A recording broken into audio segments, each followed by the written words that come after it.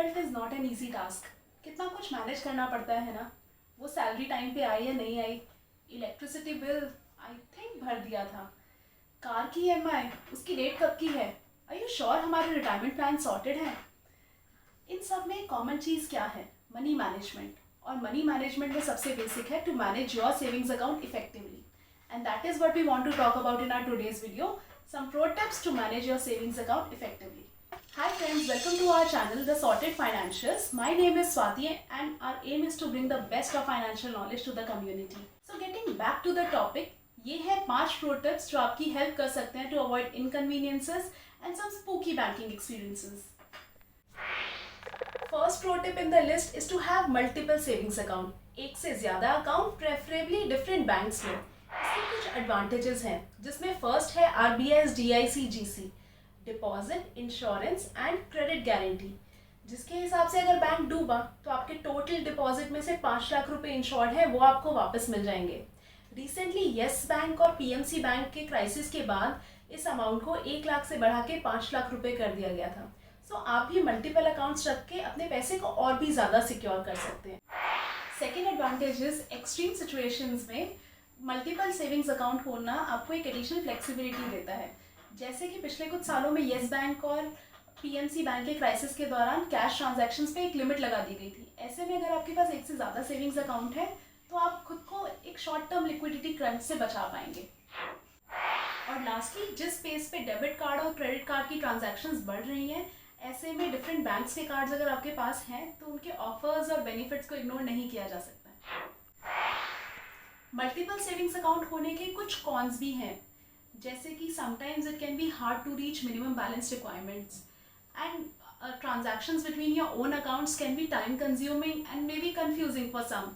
But our pro tip will still be to go with multiple savings account because pros are more and cons can still be managed. Second pro tip in our list is to update your KYC and other details in your account.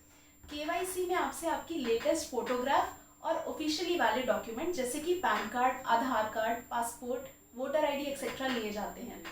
KYC updated ना होने की implications बहुत सारी हैं, जैसे कि आपकी transactions चाहे वो ऑनलाइन हो या ऑफलाइन वो डिक्लाइन हो सकती हैं। कई बार तो बैंक आपको इन्फॉर्म करके आपका अकाउंट भी फ्रीज कर सकते हैं। पहले KYC की जाती थी, बैंक में विजिट करके आपको डॉक्यूमेंट सबमिट करने पड़ते थे फिजिकली, फिर eKYC पॉपुलर हुई और अब रिसेंटली RBI ने वीडियो KYC का स्कोप भी एक्सपैंड कर दिया है। अपार्ट फ्रॉम KYC, अपना मोबाइल नंबर भी बैंक में अपडेटेड रखना बहुत ज़रूरी है, ताकि आप बैंकिंग के स्मार्ट फीचर्स जैसे कि SMS बैंकिंग, मोबाइल बैंकिंग का फ़ायदा उठा सकें। आजकल जहां बैंकिंग में डेली इतने सारे चेंजेस आ रहे हैं, इसकी इन्फॉर्मेशन भी बैंक आपको SMS के ज़रिए देता है। और third pro tip is to update nomination in your account. Covid ने एक रिमाइंडर हम सबको दे दिया है कि life is unpredictable and death is inevitable. अगर किसी अकाउंट होल्डर की डेथ हो जाती है तो उसकी फैमिली में बहुत दुख और परेशानियां होती हैं, और वो परेशानियां तब और भी ज़्यादा बढ़ जाती हैं अगर उनके अकाउंट्स में कोई नॉमिनी एडेड ना हो, या नॉमिनी किसी ऐसे फ्रेंड या फैमिली को बनाया हुआ हो जो खुद एक्सपायर हो गए हैं। And we all are working so hard to save our money. So अगर हमारे बाद हमारे पैसे हमारे लव्ड वंस यूज़ ही ना कर पाएँ, then there is no point of all this. So I request you all to update nomination in your account. Our fourth pro tip is to keep a check on your transactions and balance. आजकल बार बार job change करने की वजह से, relocation की वजह से या different loans की वजह से हम कुछ अकाउंट्स ओपन करते हैं और उन्हें यूं ही छोड़ देते हैं।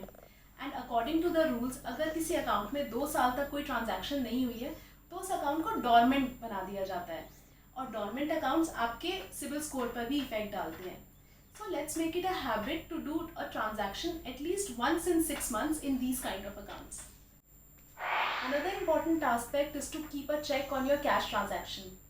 If you are someone who can't do without cash, या किसी अनयूजुअल एक्सपेंस की वजह से आपको आपके अकाउंट से 20 लाख या उससे ज़्यादा कैश विड्रॉ करना पड़ता है, तो 20 लाख के ऊपर निकले हुए अमाउंट पे आपको 2% TDS पे करना रहता है।